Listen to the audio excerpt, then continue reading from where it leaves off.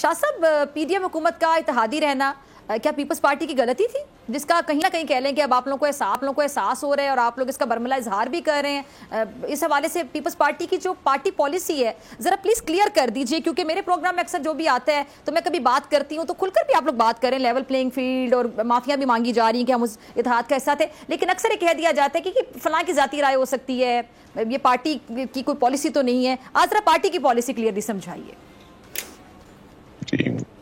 بسم اللہ الرحمن الرحیم، اللہم صلی علی محمد و آل محمد۔ السلام علیکم جی، آپ کو بھی اور عامر ضیاء صاحب کو بھی۔ جی دیکھیں، کچھ جو آپ نے ابھی اپنا انٹرو میں کچھ چیزیں دکھائیں، ویسے بھی مختلف ٹی وی چینلز پر یہ چیزیں آتی رہی ہیں۔ ہماری پارٹی کی پالیسی بالکل واضح ہے۔ ایک تو چیئرمین بلاول بھٹو زرداری صاحب سب کے لیے لیول پلینگ فیلڈ کی بات کرتے ہیں کہ سب کو یکساں موقع ملنا چاہیے۔ دوسری بات یہ ہے کہ میاں صاحب کے آنے کے بعد اور ان کے جلسے کے بعد بہت سارے ایشوز سامنے آئے۔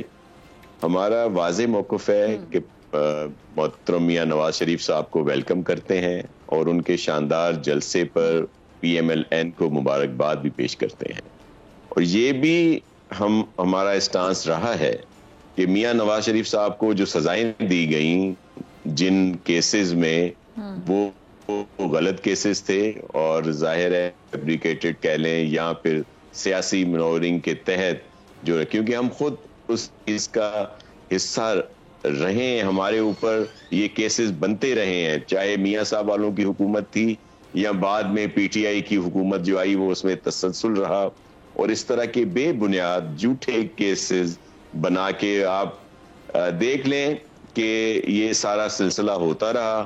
اور جب فضا مخالف ہو، ڈاکٹر فضا نہیں لیکن ویسے میں کہہ رہا ہوں کہ جب فضا مخالف ہو تو پھر دیکھ لیں رائی کا پہاڑ بنا دیا جاتا ہے۔ فضا کہہ دیں تاکہ کنفیوژن نہ ہو کہ ڈاکٹر فضا کی بات نہیں ہو۔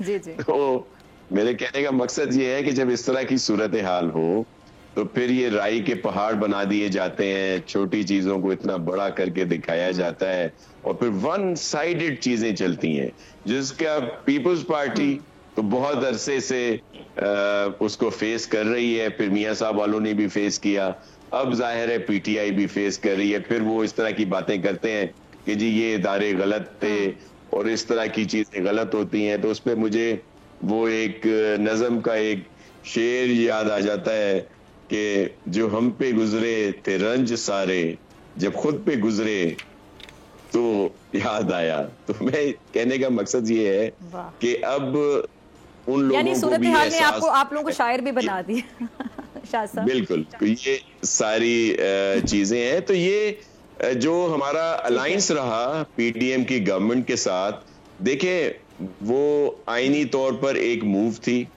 نو کانفیڈنس کے ذریعے پہلی دفعہ کسی وزیر اعظم کو اتارا گیا، اور پھر جب سب کا ارادہ پہلے تو الیکشن کا تھا، لیکن جب صورتحال سامنے آئی اور جو ملکی صورتحال تھی، بین الاقوامی طور پر بھی ہم تنہا تھے، اور جو معاشی صورتحال تھی، تو اس وقت سب نے مل کر یہ مشکل فیصلے، ان پاپولر فیصلے کیے، جس طرح سائیں خورشید شاہ صاحب کا آپ نے دکھایا کہ وہ جو مہنگائی ہوئی اس پہ وہ معذرت کر رہے ہیں، تو یہ اس وقت کی ضرورت تھی۔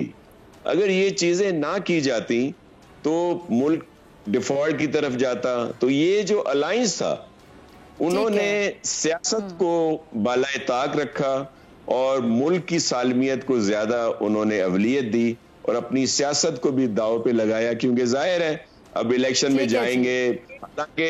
حالانکہ ڈاکٹر صاحبہ یہ ساری چیزیں وہ جو نااہل وفاقی حکومت تھی پی ٹی آئی کی، اس کی وجہ سے یہ تسلسل ہے۔ آئی ایم ایف کا معاہدہ 23 معاہدے پہلے ہوئے، کسی نے اس طرح کا معاہدہ نہیں کیا۔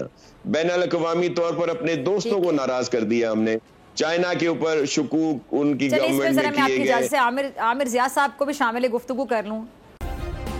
سبسکرائب کریں اور بیل دبائیں تاکہ کوئی خبر رہ نہ جائے۔